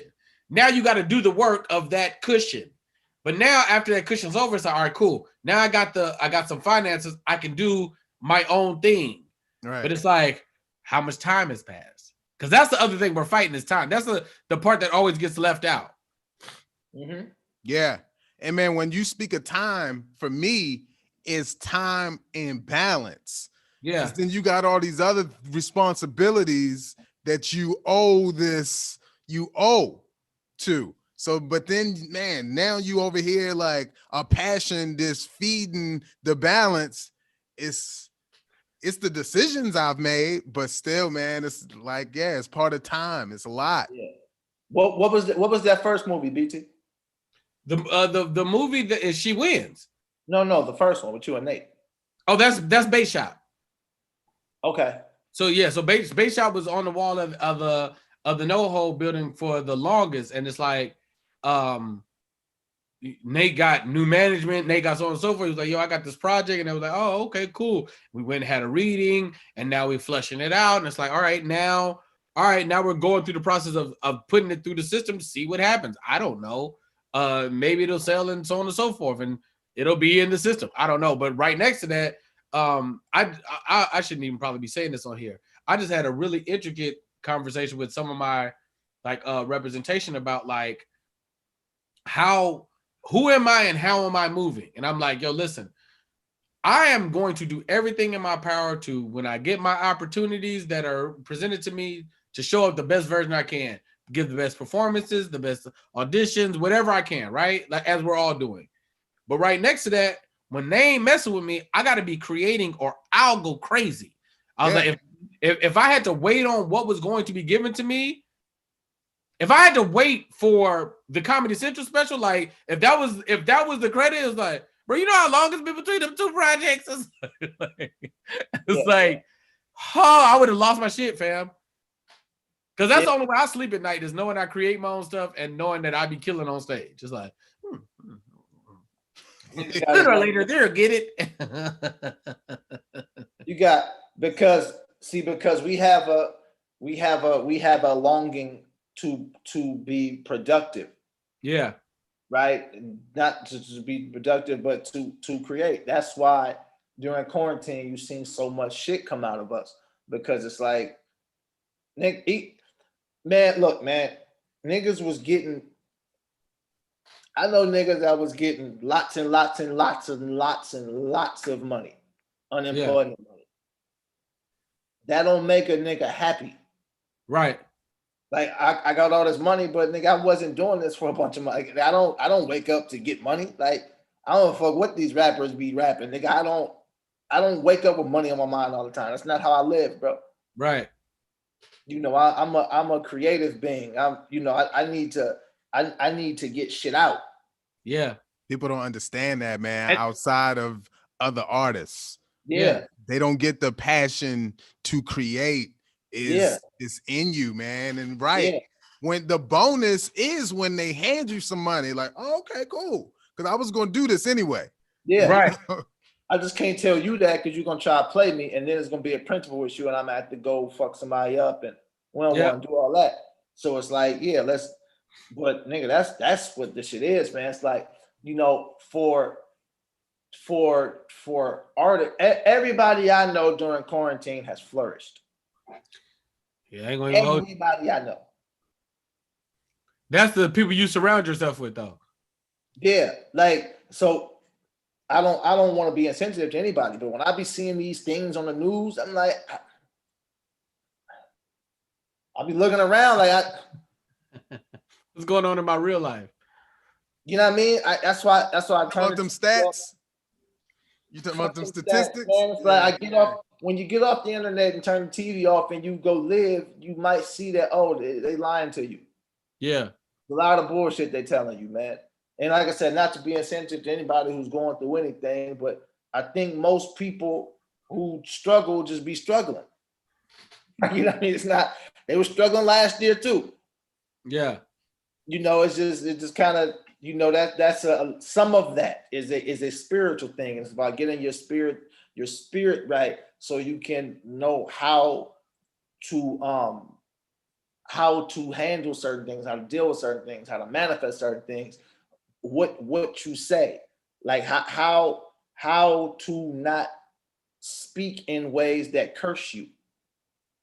Right. I ain't never heard in my life. I've never heard BT Kingsley talking about some fucking struggle. Right. I've never heard Mikey talking about how shit is just so bad. I've never heard this shit. Never in my life. Yeah. You know, so that be a lot of it. Yeah. A whole lot of it. That's a spiritual thing. Niggas' spirits be in the right place. Yeah, somebody in the chat, Kiki said, we appreciate you guys. And man, listen, we appreciate y'all. And just as important as we are, they are. Like, if you've been online and somebody said, you need a movie, man. They need to put you in a TV show. It's like, but I'm here right now. Yeah. This counts. Yeah. You know what I mean? Like, right. At this point in time, I almost watch internet stuff equal to or more than my television consumption. And I told y'all how much TV I got. I'm talking way more. Hey, man, but look, for those people, though, I get that there's people that they just love you And even though they don't know, they just feel like they want more for you, but have Yes. no clue what you already doing. Yeah. So you don't want to be like, I don't need that shit. You're just more of a like, thank you. Thank you. And it's right, it's a catch-22 because I take that shit. Mhm. If they called me, like, you know what I mean? Like, yeah, I would go do that if it made sense and so on and so forth. It's like, yes, we want opportunities and, to be, what's the name? Like given opportunities and then paid accordingly for the opportunity given. But right next to that, right? Like, as much as I talked about the digital online thing, like just as much as we're learning it, the audience that is also observing is also learning it, right? So it's like, no, listen, you guys, a share and a like and a comment mean a lot. Like it's a few buttons for you, but for this algorithm that is the internet, that's the only thing that they're reading. So if you sit and you watch it, you're like, man, that was a good time. And then you cut it off. I'm not telling you to do my job. I'm saying it helps. If you love me, watch a commercial. Hey man, That's like I think that's generational too. Yeah, absolutely. Man, if you look at everybody from 12 on to like 17, that's all they know. Right. So right now, that's all they do is a comment and check this out and all this other stuff. They like have to comment. Whereas, like when we started, like we watch it and like you said, people just, that was good. And they just turn it off and go. Man, that was hilarious. You know what you'll do, Mikey? You'll send it to one person. You'll be like, man, that was hilarious. and to a certain extent, it's like I get it, but I know how the support feels because up until this year, I had support, but I couldn't feel it. Like I can feel and see the support now. Like I think my Discord just hit 600, bro. I will gladly continue to make content for them. The 10,000, great. I love y'all. Welcome. The 70,000. I don't feel 70,000 on my IG. I don't feel 10,000 on YouTube. I feel the Discord. I feel them. I feel a few hundred people that's like, hey, we rock with you, bro. And I'm like, listen, I will bust my ass to work for y'all and grow this space. Hell yeah. Hey man, how come there's no black women golfers? That transition is hilarious. Is there not? I can't. Hey man, look, it wasn't my intention at all to stop that great conversation. Because that's Kenneth. I felt like that was man, we nailed it. That was amazing. But it came from earlier. And it came from earlier, man, when we were talking about like, like the world and how they're pushing us in certain ways. Yeah. And that made me think, is that the reason? Like, I don't know if like, you don't think black women want to golf? Of course they do. But why are there no, like. It's such a weird thing. I just saw this chick I know golfing. And I was like, I'm looking at her in the outfit. I'm like, that's a problem right there. Hey, them little tight pants. I'm like, hey, I be missing every swing, bro. The outfits. Same reason ain't no black women scuba divers. You put a black woman in that latex, baby. Oh man, she gonna fill it up. And sharks be all be out. Shark gonna be confused. Nails. Maybe it's their nails. The acrylics. Is that? Hey man, you know what? That's what pisses me off too. Because soon as we get into it, it gets commercialized like Tiger did for golf. Soon as some black woman gets a golf's about to be the biggest thing if she killing it. And then who's getting all the money? Right. Right, man. So we gotta transition into a sport that they don't care about and that ain't really popular, and then just buy up a bunch of stuff right before. Yeah. Like just go buy a whole bunch of like cricket shit and then just be like, nah, nigga, that's what we on. We on cricket now. Like the cell phone, like, no, we just playing cricket. We just playing. Hey, man, I think we need our own, just like Hoop League, our own golf league.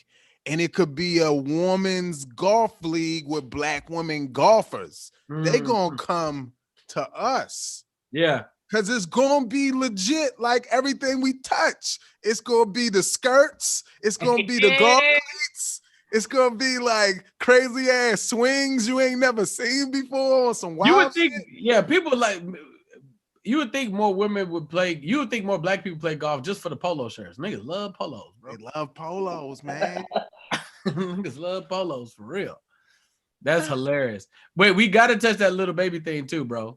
Oh man, little baby is what's up with him? He had a girl, man, but he decided to get adventurous with a porn star. Wait a minute. I don't know if he had a girl. I don't know that part at all. I don't know what their relationship is based on or anything. He has a woman in his life. That's not even alleged. That's a thing. Okay. She claims it. He claims it. It's fine. Right. I love you not trying to get him into no shit though. That was because I feel like people don't know the constructs of anybody's relationship. So the camera be real quick to be like, oh, he was unauthorized to do this. You don't know if him and her or whatever, you don't, nobody knows but them. That's an absolute fact. Whatever the details are of their relationship, it might be whatever. Yeah, right. So he got him a porn star, man, and he broke bread. It's like, man, why can't you treat somebody every once in a while? Listen, man. First of all, I live in LA. Let me tell you something that happens out here. Porn. All right. Porn be popping in LA. Let me tell you what else is very real. Giving money to porn stars for sex. That happens.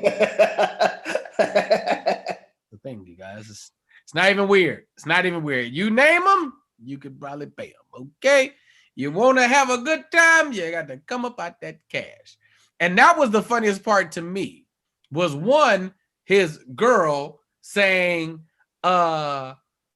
she never said, I'm mad at you. Her frustration was like, why is it talking? Why is she saying anything? Like, why is she saying stuff? That's really the issue. It's like, now it's just more embarrassing. Like, so then I guess after old girl, because this is how it started. Old girl posted a post with her and Lil Baby. And then the porn chick went in the comments and was like, oh, I know why she with him. That's a good time. Right? Oh, man. All right. And then that got blew up. And then she was like, oh, my God, why is this girl saying anything? And it's like, so Lil Baby DMs are probably like right after. And then she posted the DM, the porn star did. And the DM said, hey, what's the point of giving you money if you gonna come out and say stuff? You messing up the game. He didn't say I apologize or please be quiet. I paid you to shut the fuck up. What are you talking about? That's the game, bitch. What you fucking up? And you fuck. I can't even send no referrals your way. Her homegirl was like, bitch, you is fucking up.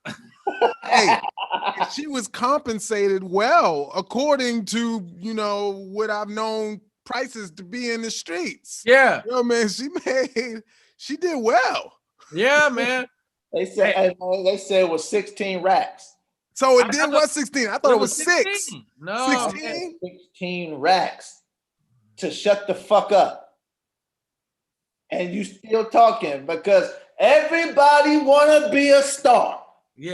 That's the problem with the term porn star. Everybody's a star. Right. Nigga, I was in a movie. Nobody called me a movie star. I was just a nigga in the movie or two. Damn. You suck one dick and now you a star. You didn't do it well. No, you just a bitch in a porno. Sucking dick on camera. So, hey, I know what happened too, man. I know how she could be confused. She probably thought she had 16 rack box, but instead the money was for shut up. No, you don't got 16 rack box. I got $16,000 worth of shit to protect. Yes. So shut the fuck up. Cause it ain't always 16. The rate is based on whoever's calling. Yes. The rate is absolutely based on whoever's calling. I don't think she gets 16 for every encounter. Oh God, no. No. No, God, no. No, this bitch got a national commercial. That number, here's the crazy part. That number don't make sense. She really do it for 15. He gave her $1,000 tip. Even still, it wasn't 16. She did that shit. She did that shit. The flat rate was 10. He gave her $6,000 tip. This bitch still said something. The audacity. Hey, check this out. We comics, right? So we understand this, right? You understand, you get paid to do a show and they give you $5,000. Right. 10,000 for a show, right? Whatever. You've done this same show for $100. Absolutely. Bitch, you done sucked this same dick for $50. $16,000 to shut the fuck up. Yeah. The same way you shut the fuck up about the $50 dick you suck. Right. Right. Niggas don't be posting the pictures from the open mics. Niggas want to post the picture from the big show. You did the memorial. You know what I'm saying? You don't Look know at all the people in the lights. Show us the bar show with 7 people and 4 of them wasn't even looking at you. Hey, why she not in those comments? Like, I know what you got. Because it's, it's only 2 comments. You know what I'm saying? Well, she for Baby Little, the other rapper that she messed with that one time. Yeah. So remember I told you I was gonna bring something up about how the media be manipulating stuff? Yeah. I'm just connecting the dots. I could be totally wrong. Same subject though. So I saw this go crazy online. I saw I saw his girl's response. I saw his response. I saw the porn star's response, and I was like, But then not too long after that, I saw an interview with Lil Baby where he got caught up, where he did a deal. He has a sponsorship with Magnum condoms. So now I've started looking at it a different way. I'm like, are you guys marketing to me? Are you trying to sweep it under the rug? Because the first comment is like, oh, I know why she with him. I know that's a good time. You see what I'm saying? Like, I was like, man, it's creative, bro. Yeah. You know what? The equation would be like, it'd be like Travis Scott is under and is getting charged with felony assault for slapping a Sprite and a quarter pounder out of somebody's hand at McDonald's. The bacon flew everywhere. It was crispy. It was a sesame seed. It was like, but don't he have a deal with them? LeBron gets a assault charge for stomping on somebody with some Nikes. He live 16s. 16s. Meg, so I should be looking at it like, hey, do the Mag one.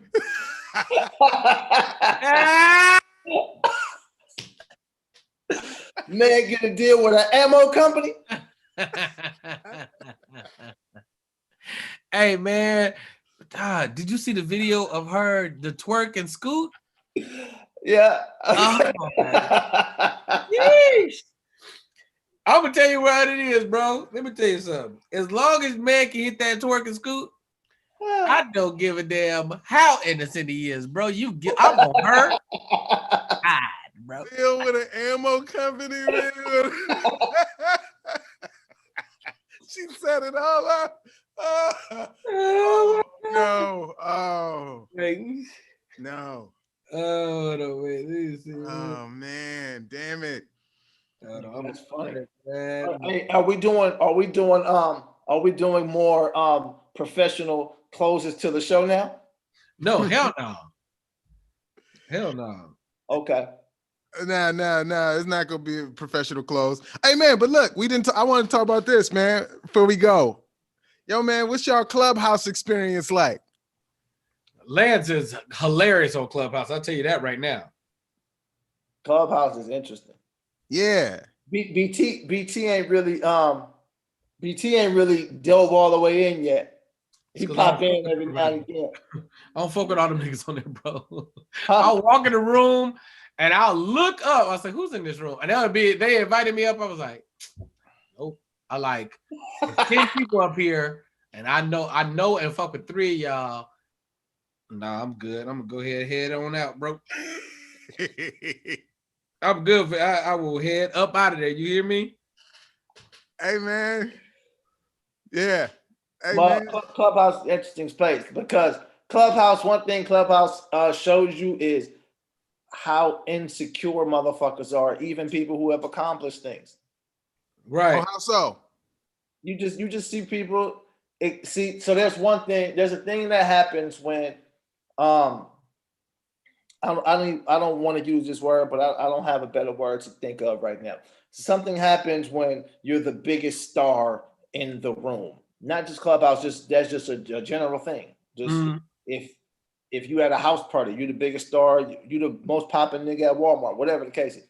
So something happens when you're the biggest star, is like people look to you, they ask you questions and so on and so forth, right? Now, when you're amongst other stars and then you're trying to prove that you've also done things, I watch that a lot. I be like, damn, bro, if you done all of that, then you don't got to say all that shit. Yeah, right. Good, right? Because I be in the comic joints because I be missing my comic people, but then I just be in some other rooms, just some other joints, and it'd be like a lot of music things. We all love music, so I'd be listening to music niggas talk. But like I was in a joint, Usher popped in the other day. And Meek Mill was just on some. Meek Mill was in a relationship thing, being sensitive. But hey man, I was listening to Mace give relationship advice, and I'm like, why am I here? But I couldn't leave. Yeah. So it's like, but I'm listening to this music thing, and there's a bunch of names in here. Some names I don't know, some names I do, but I'm like, bro, you niggas is mad insecure. But I also think that overall about social media anyway, it's like it's a lot of insecure people on here. Like how many pictures do you need to post? Bitch, you pretty. Okay. Nigga, you look nice. A nice outfit, bro. Oh no, they gotta keep proving it to me, bro. I saw a chick the other day with no lashes. Oh nigga. Yeesh. She looked like a different person, bro. Yeah. And as entertainers, we can get caught up in doing the social media shit and not doing the other shit. Because you feel that instant gratification of I accomplished something. Yeah. When that shit fades though. Because the way people do the internet, niggas, they just keep scrolling. Right. So they watch your video for a minute and then they scroll to the next shit and it's like out of sight, out of mind. Yeah. And that's just kind of how the game goes. Yeah, man, I was just curious, man, because I'm still peeping game too, man. I'm just like figuring out what it is. Yeah, it's a good time though. It's like anything else, man. It's a tool to be used. If it's used properly and correctly, man, you can make a lot of it because you will find yourself in conversations with people that you just wouldn't be talking to. And you know how to talk to motherfuckers and you know how to build relationships in that form, and some good shit can come from it. And it's information there too. Like if you it's all kind of people just on there giving information. Yeah, my experience has been interesting. I've been mostly entertained. I think I also be going on there so late that I can't I don't totally get to enjoy all the fruits of what it is. Oh wait, hold on. There it is. I found the twerking scoop. Let me show you when a nigga shot somebody. That nigga is guilty. You hear me? That nigga did that shit, bro. He did it. That nigga guilty, man. I hope nothing works out for him that she don't okay.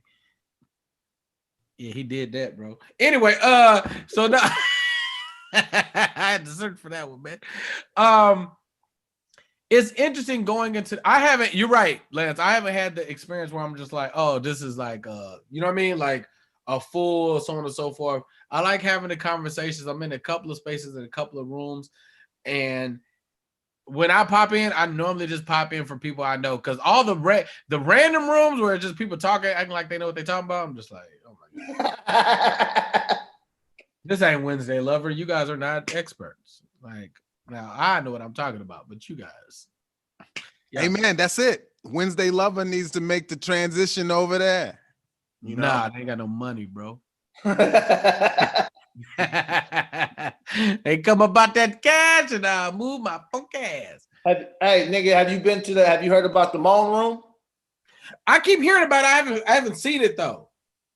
You heard about it, Mike? I don't even know what you just said. The Moan Room. Hold on. Moan. Mike, check. Oh. No, I heard with the M. So Moan Room. Nah, keep talking.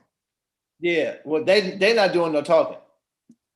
It's a bunch of moaning going on, and then niggas judge moans. Right. Wow. I ain't never been in it because that just seems like a dumbass idea to me. How you know about it? They was talking about it. Oh yeah. Yeah. I never heard of the moan. LT Hutton was talking about it. You said, who Hey, talking about?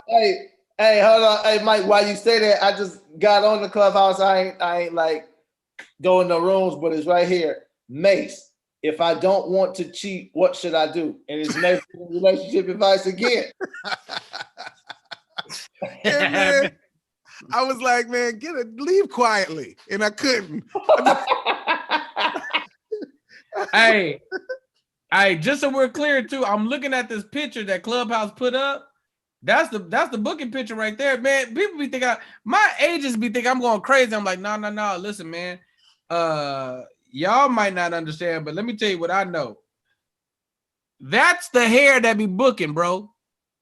Mm-hmm. I was like, that hair, Lance, you with it, baby? That hair, man. Man. That is hilarious. Let me see. Yeah, I'm not. I only can see 3 rooms. Is that because I'm not following enough people? Nah, scroll down and then hit that explore thing, I think. And more joints open up. Hey man, who y'all taking in this versus? Ashanti, Keisha Cole. Normally, I would say the culture, but Timberland. Nah. I don't. How they gonna do 20? Is it 20 accumulatively? Yeah, no, it's 20 apiece. Man, 20 apiece, bro. Sound like a stretch. It's features, and they're gonna get to 20. Even with the features, Ashanti, I got you. Keisha Cole, I don't know the 20. Yeah, I don't listen to neither one of them music like that. So Keisha Cole she got some. She got some joints, but you're right, 20 a piece. Got that early Kanye shit. That hey man, when she hit that, I changed my mind. I'm all in, baby. Yeah, she got some joints, but Yo, man, I did a press run with Ashanti a long time ago for this show I had on Fuse Network, and it's just maybe it's where I was at in life. You know, maybe I want to put it on me, but man, it was like something happened, and it don't have to be that big of a deal, but it just rubbed me the wrong way, right? Yeah. So man, we all in this little break room. It's about 3 of us at the table, and me and her are sitting next to each other, and someone else is across from the table, and they brought us all the coffee that we ordered. It was real hot, had everything you wanted, and then the milk you know everything you wanted. It was great cups of coffee. So, you know, I'm drinking my coffee, blah, blah, blah. I'm talking to the other person. I'm talking to her a little bit. Then I'm talking to the other person. And I think she looks away at something. And it's just the way she turned back to me. And she goes, wait, is that my coffee? And I'm like, why would I? No. You had your cups right there. And she goes, oh. I'm like, man, that it rubbed me the wrong way. Like, why I'm gonna steal your coffee right in your face? Why would you think I'm that silly ass dude that's gonna sip out your coffee cup when all 3 of us had coffee cups? Nobody was trying to take your coffee cup. I gotta shut this coffee. So the moral of the story is you got Keisha Cole. Absolutely. 100%. Without a doubt.